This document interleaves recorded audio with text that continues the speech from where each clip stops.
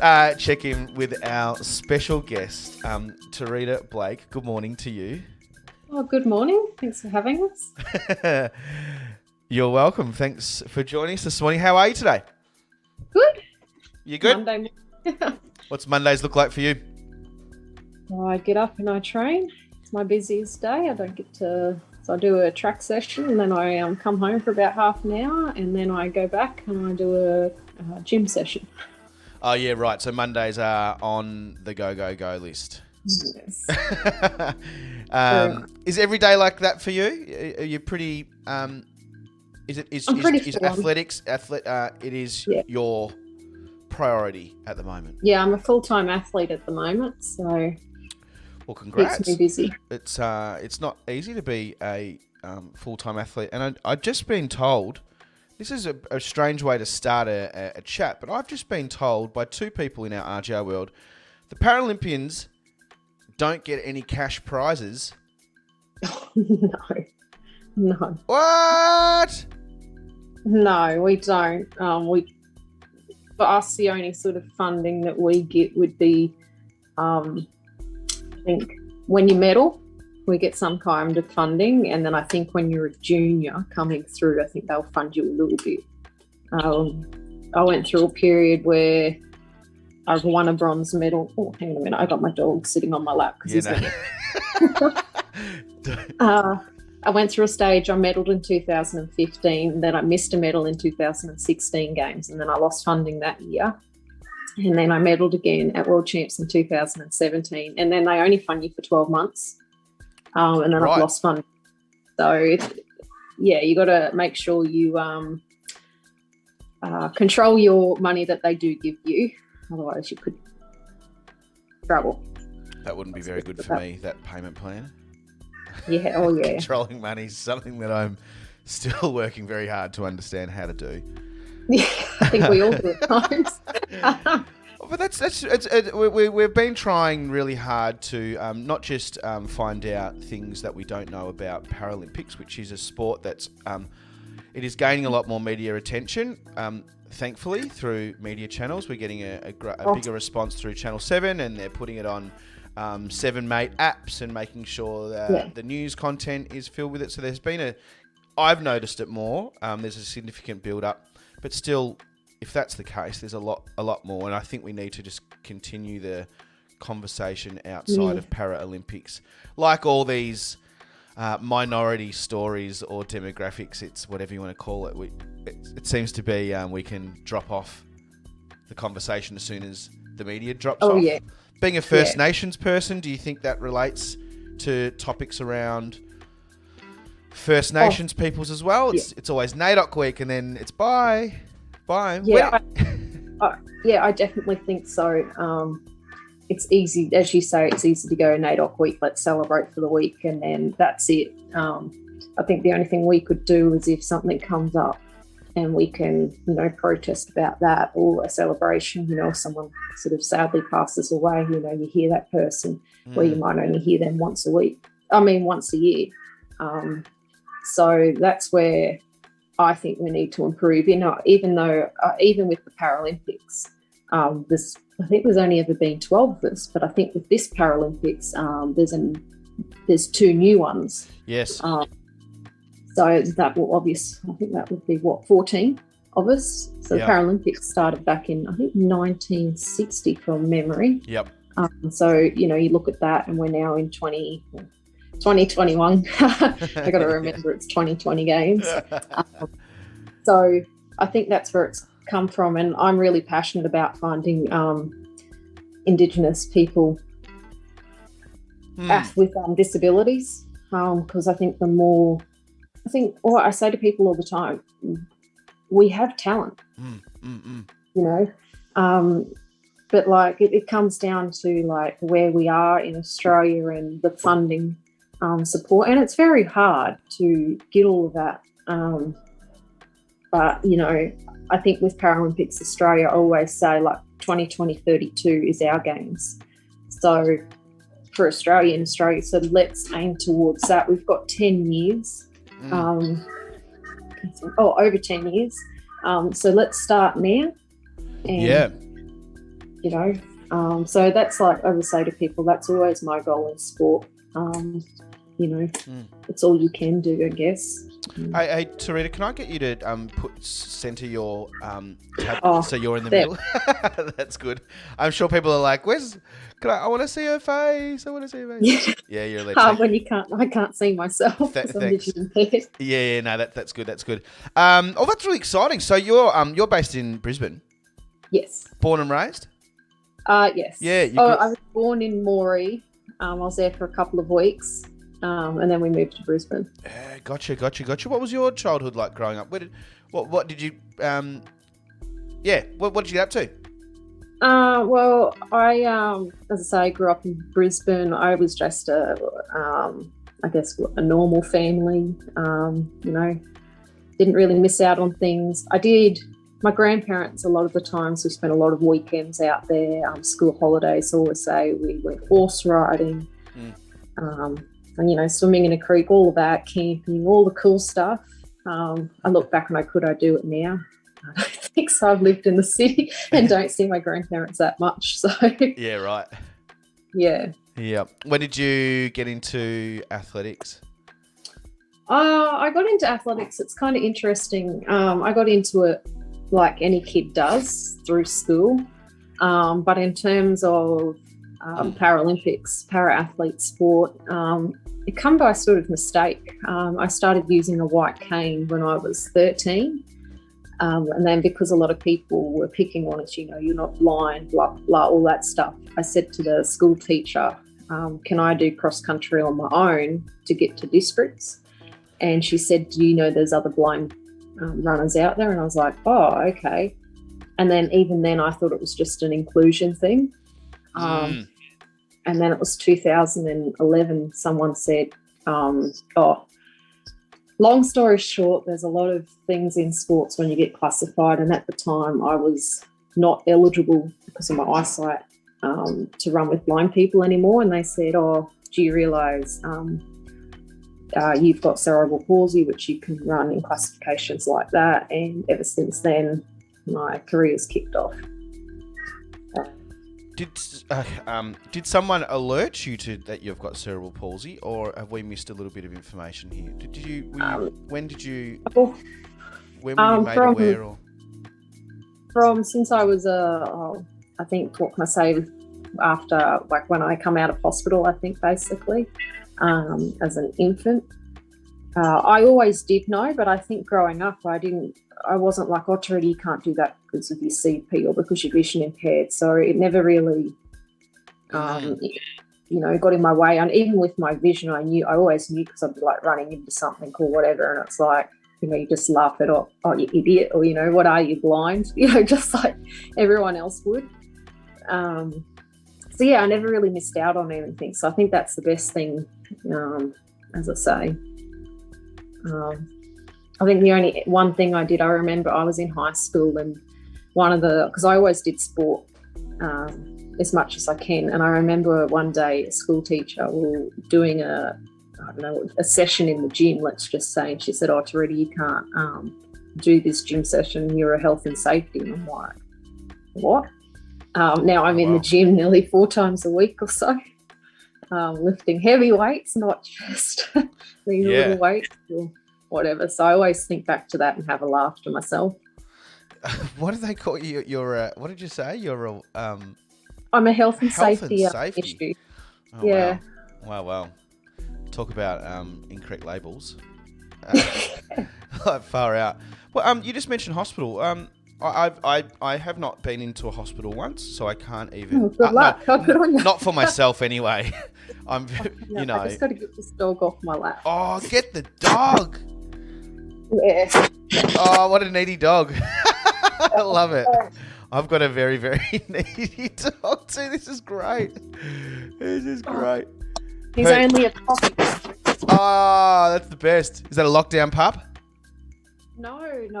I've been planning. I planned on getting a puppy if I got back from Tokyo, if I made the games, or I made it as my so-called early birthday present, or a birthday present, I should say. Yeah. So you spent some time in hospital. Tell us what were you doing in there? Um, so I was, let's just say, born normal. And then with the first 5 weeks of me being born, I was a survivor of domestic violence. So at the time, my parents were living in Roma, and Mum said to me one morning, she woke up and she noticed I was vomiting. I think the word is projectile vomiting. And she rang her doctor, but her doctor wasn't in that day. So they said the only appointment we've got is that afternoon with another doctor. So she took it on. She said to me, but by lunchtime, I was good again. So then she went out to her brother's house, and she said just after lunch, I think she said, I don't know if I was vomiting again, but I went blue. So next minute she's taken me up to the doctors, and the doctors turned around and said, oh, you've got to take her to the hospital in Roma. And they said, oh, you don't have time to wait for an ambulance. So anyway, she took me up, and then next minute the Royal Flying Doctors were flying to Roma to take me to Brisbane. They got down. How old were you, sorry, at this? Oh, it was 5 weeks. 5 weeks. Far out. Yep. Sorry, continue on. And then they got to Brisbane, and they said, oh, you've got 24 hours to say goodbye to her because she probably won't survive the night. And then I survived the month, and they were basically told, she might not be able to feed herself, be in a wheelchair, basically, I think, be a vegetable. And obviously I'm here today. I'm quite one of the lucky ones.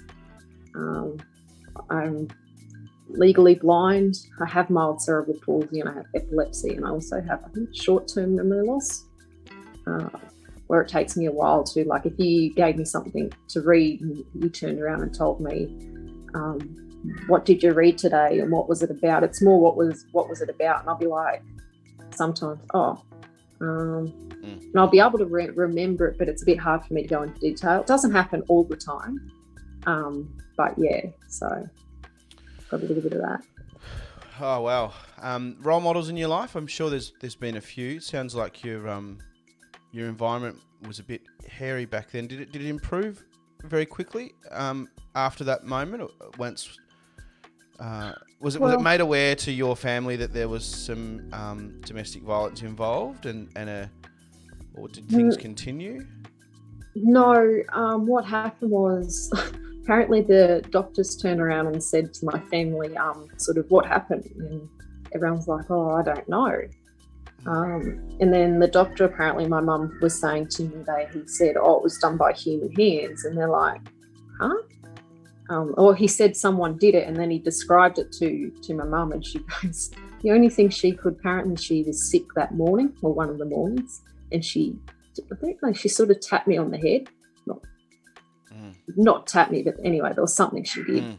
And the doctor's like, no, that didn't happen. Someone's actually physically done this to her. And in the end, my stepfather went to jail for 5 years, but was out in 2.5 years. So yeah. Wow. Even the dog's not happy about it. No, he's growling at me. He happy. doesn't like photos, and he doesn't like me on my phone or iPad. I think we're growling at those nasty people that were around you when you should be looked after. Yeah.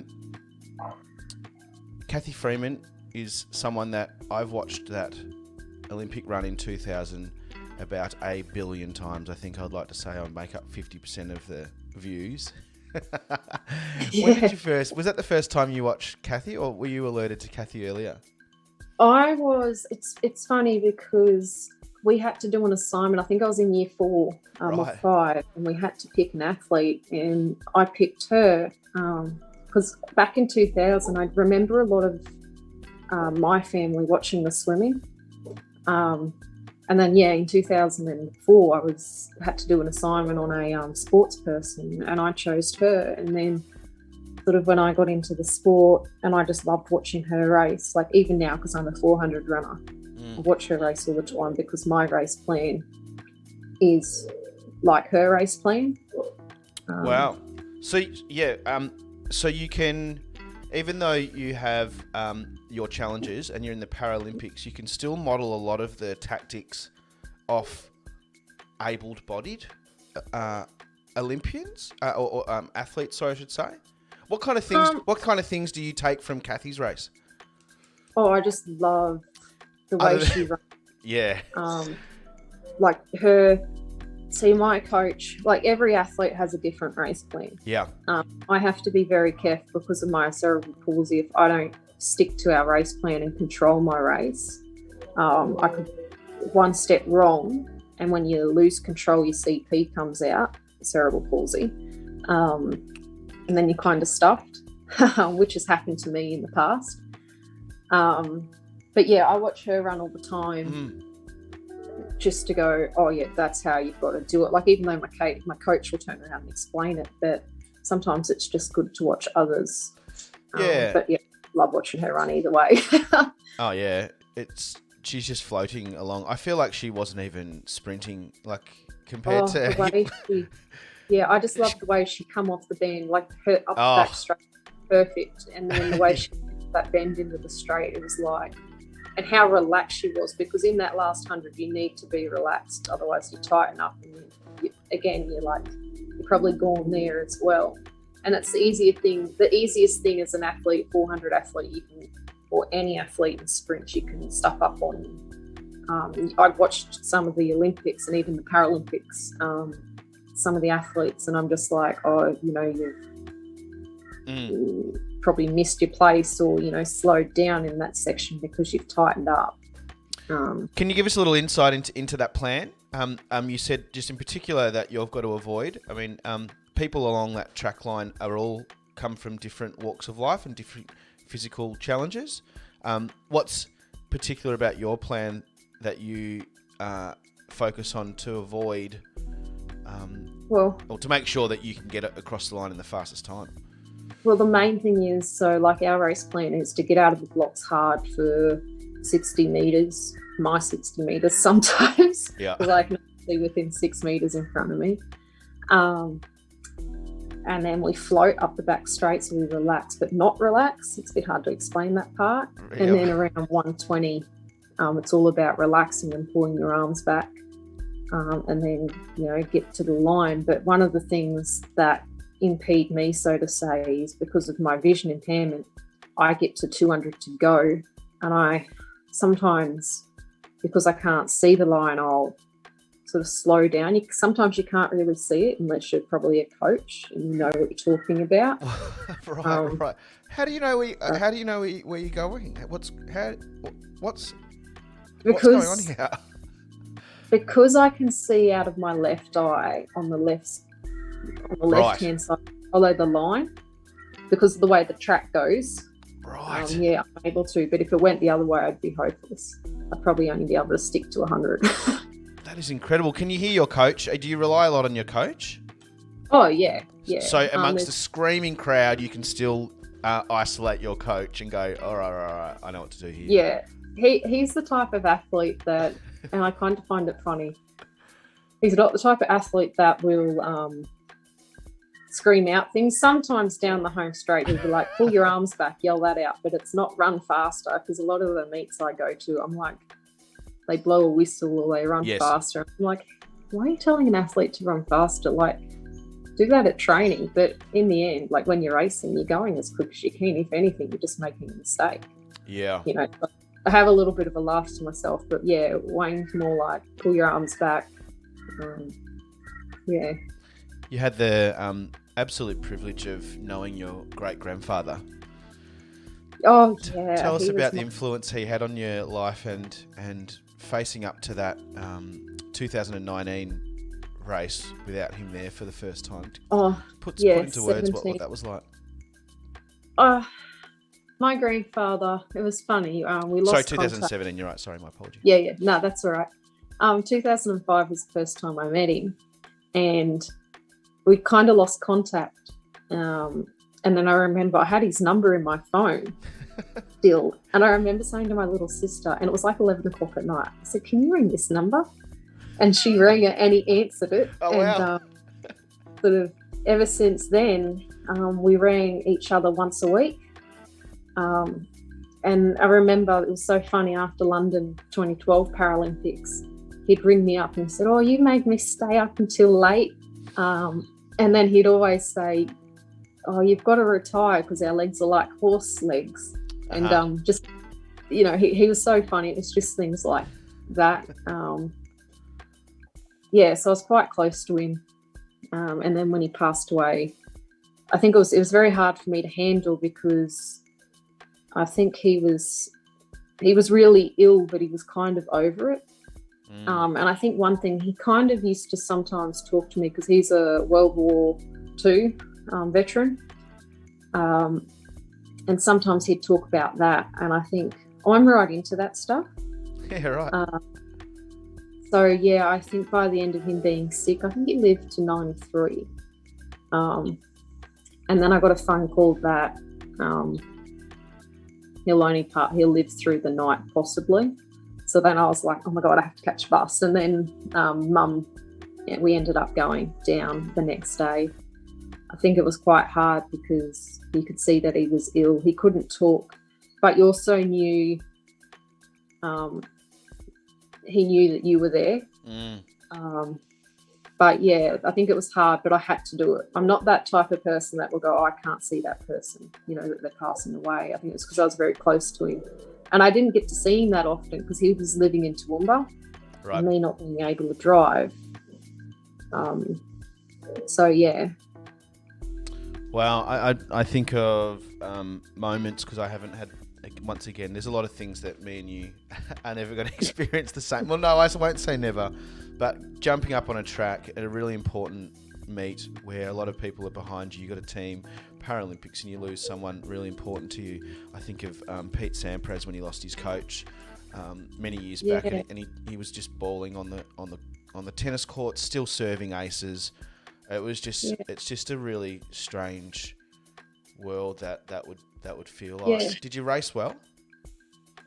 No. Was it quite hard? The other reason why I was so emotional in 2017 with my race is from about 2016 to 19, I was going through a court case, and my coach, he really helped me through it. There was times where I said to him, I'm over it. I went through stages where I didn't want to train. I was over, you know, there was times I said to him, I don't want to go to London.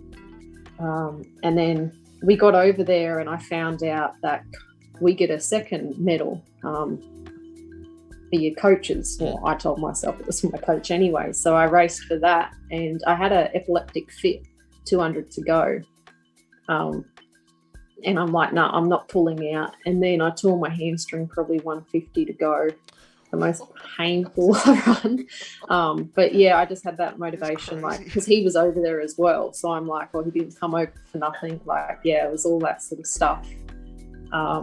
Realistically, I should have got the silver, but due to the fit and the seizure, I didn't give up. But I pushed the girl to a PB, so that was good.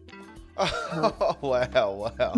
That is so beautiful that you say that. We're noticing in the Paralympics just how much more an example of community there is going on between the athletes. Like, for you to even say that, I don't think many Olympians, especially like the egos in the 100 meters and stuff, will go, I'm glad I just pushed them to gold. Yeah. and I came somewhere down the end. But you know, it's a beautiful thing. I think it probably reflects somewhat into who you are in terms of focusing on positives and looking at how you infect others. Your particular role, you've got an ambassador role with Raise the Bar Academy, but I really love that you've tagged on your Instagram Deadly Choices, which I know a little bit about. Tell us about your interest in Deadly Choices and give us a little bit of background about the programs that they run. Well, in 2016, I was trying to fund my coach to come over to Rio. It was just something I told myself after the games in 2012 that I had no family or anyone that went over to London London, because it was sort of just a rush. Within 6 months, I made this team.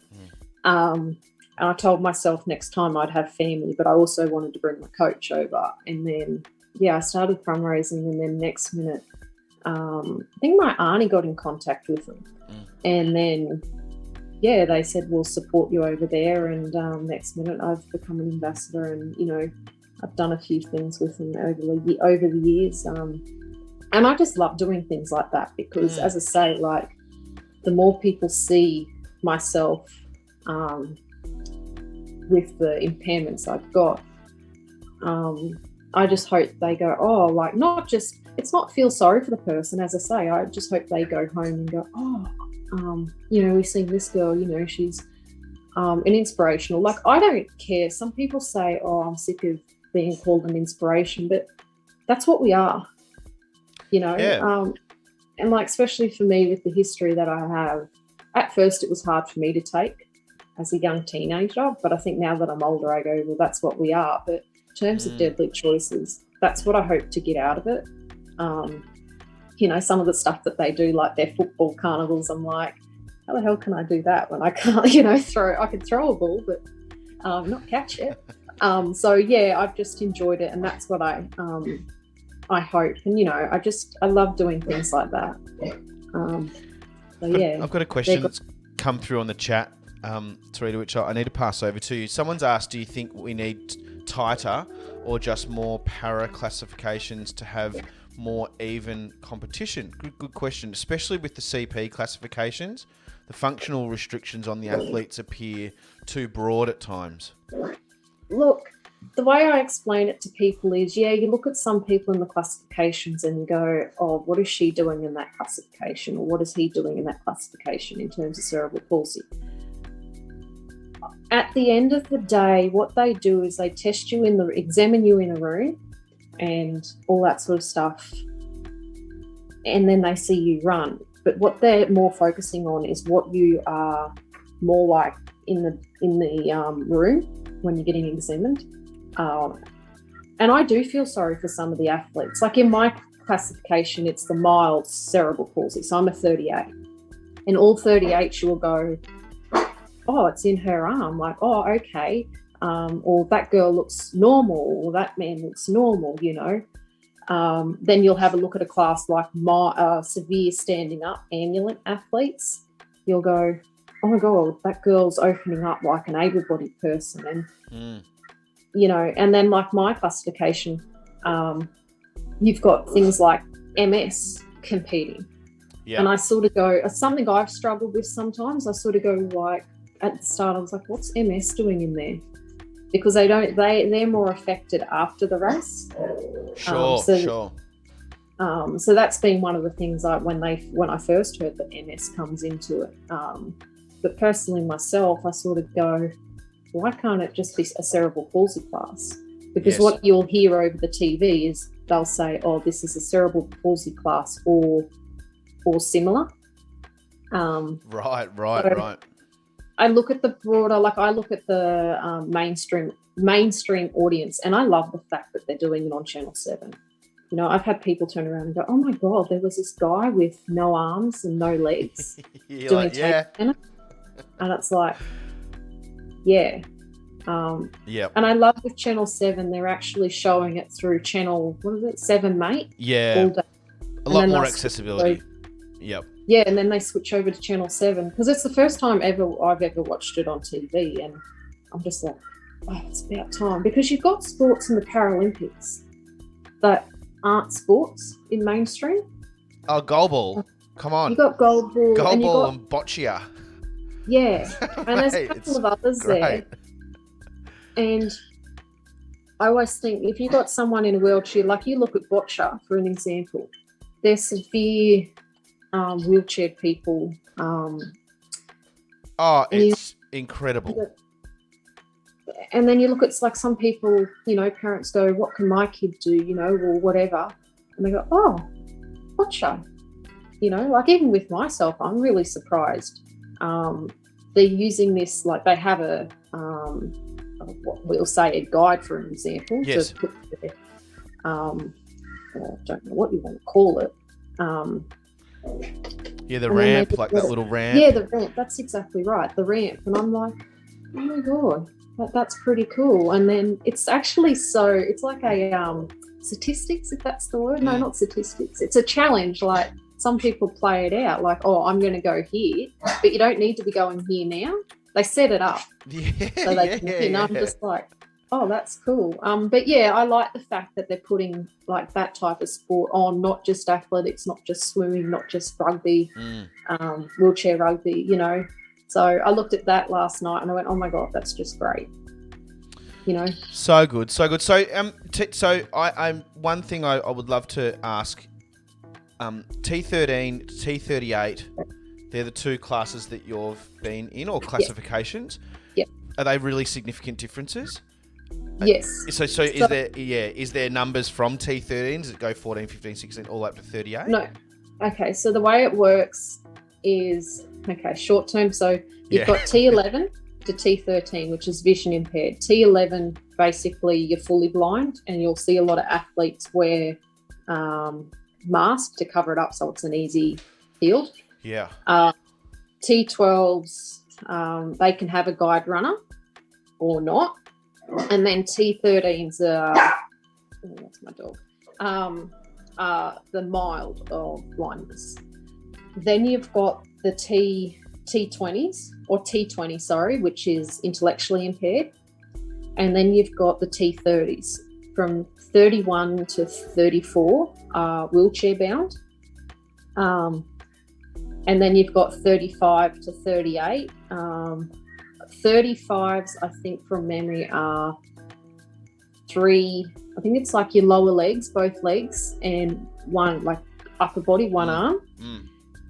36s, I think, is all 4 limbs affected, mainly, I think, your lower legs from memory. Then you've got the T37s, which I'm eligible for, but I'm not, what's the word? So it's hemiplegia, so it's one side of your body. Right. And then the 38s is, and you know, it could be anything, so to say, but it's very mild. So thanks for telling that. I probably should have done a bit more homework, but I've just reading your bios and stuff and going, wow, it popped up. Someone's got one final question before we let you go and feed your dog or attend to the dog. I've got a super needy dog, so I'm with you on that one. Someone's just asked, where do you think? So where do kids with disabilities or impairments go to get the best specific training for sports? Look, it's coming to the point where, so for an example, I train with my coach is able-bodied. He's always trains with able-bodied people. I was his first para athlete. Now he's had a few. You know, you go in and you do the sport just like anyone else does, and you'll find any coach. So basically with wheelchair people, I know in athletics sometimes it can be very hard. So it comes down to probably contacting, I think places like Sporting Wheelies is a very good place to contact and start in a sport. And you might find sports like boccia for your kid or, you know, whoever. And then that's sort of where you start. As I say, I was quite lucky that I was already in the sport and I was encouraged. And then I found my coach that I've got today.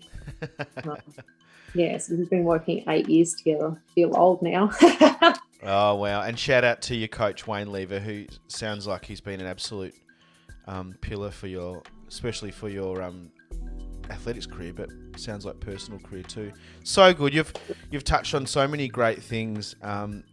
You've again reiterated how important it is to change things up if things aren't working. I love hearing that. We had Carol. We've had a couple of Paralympians and we had Kelly, who you're aware of too. And Kelly's, you know, couldn't do one, just flicks to another sport. I don't think that people without impairments think of life like that.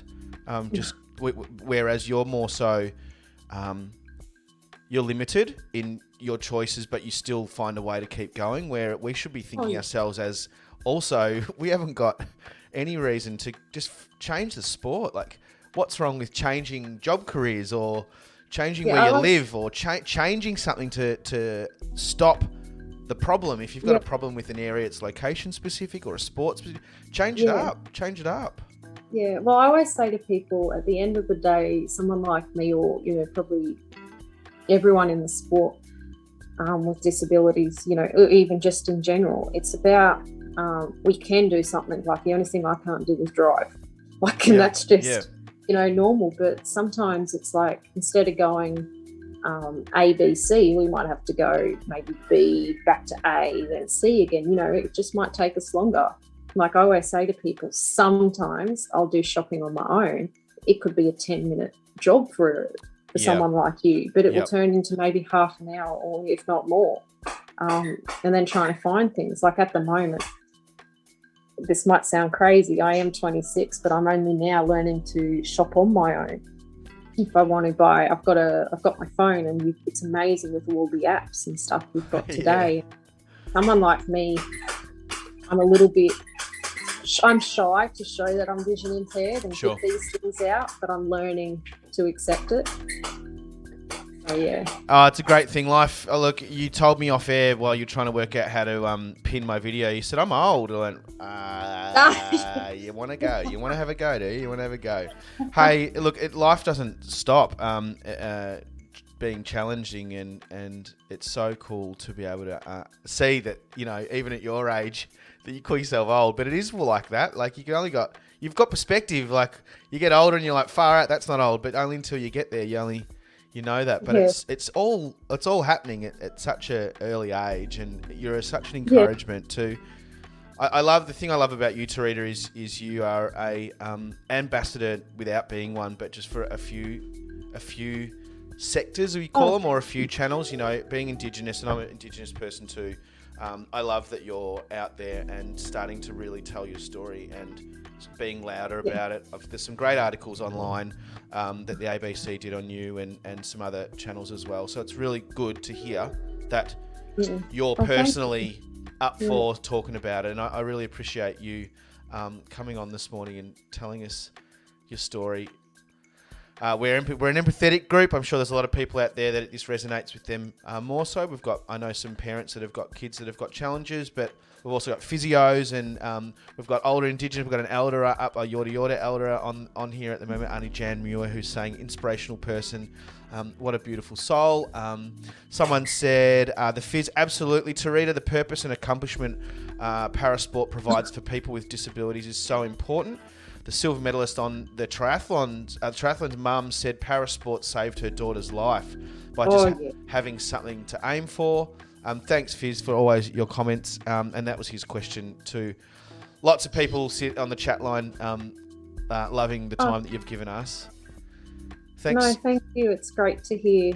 I think that's the thing. A lot of people were in parasport. It does save our life. You know, I would say, what would I have done? Like when I was in school, I didn't know what I was going to do. I'm like, what can I do? And then I got into sport, and I've had a lot of other difficulties or other problems in my life. I was on the project last night. So. Oh, were you? Yeah. So I wasn't going to say it as I told you when we spoke last night, but I'm a sort of survivor of sexual abuse. Only recent years I've come out about it. I went through a court case a couple of years ago, and I'm supposedly one of the lucky ones. He was sentenced to 12 years in jail, and running saved my life. I always think about that. Whew. You had that song, Kelly Clarkson song, and it does make... Yeah, now you can see why. Yeah. Torita, it's an absolute honour. I say this quite often, more so in the last 2 weeks of being able to sit face to face with an absolute life champion, but I'm absolutely blessed and honoured to be able to sit here in front of you on a Monday. Thanks so much for your time today. And how are you going? I guess we haven't really talked much about Paralympics, but you're not competing today in this Paralympics. Where are you at with your training? And is Brisbane your next goal, or something a bit earlier? Mate, I'll be too old for Brisbane. Yeah. So. What's next? Where are you at? Next is Paris. So we'll aim for Paris. Sorry, of course. These games here in 2019, I had a stress fracture in my back, and I sort of haven't been able to. The stress fractures healed, but I've had a lot of other little things come up. So I've actually got a sort of another injury in my lower back again, another muscle. And again, it sort of comes down with sometimes the cerebral palsy. I'm seeming to use my left side because I've got hemiplegia on my right side. And at the moment, we're struggling with my left side seems to be taking the load instead of my right. So we're trying to change that at the moment. I've been back in training, just working on fitness. But yeah, the one thing I thought I'd say is I've had a couple of people, kids, parents that are Indigenous that I've been mentoring. So, if there's anyone out there that are like, they can get in touch and I might be able to help them get through. There's a lot of powerful stories about kids pairing up with people that are very, very different, but then they find out they've got a lot of similarities. I think you'd be a fine candidate in that space. And this has been recorded, so I'll be uploading it on YouTube and Facebook and Instagram. So we'll make sure we'll share it around, and I'll share it to all the NAIDOC pages and stuff. But Torita, we're going to go and let you keep going with the day. But thank you so much once again for joining us, and we look forward to following you. Yeah, thanks for having us. Yeah, you're more than welcome. We'll speak to you soon.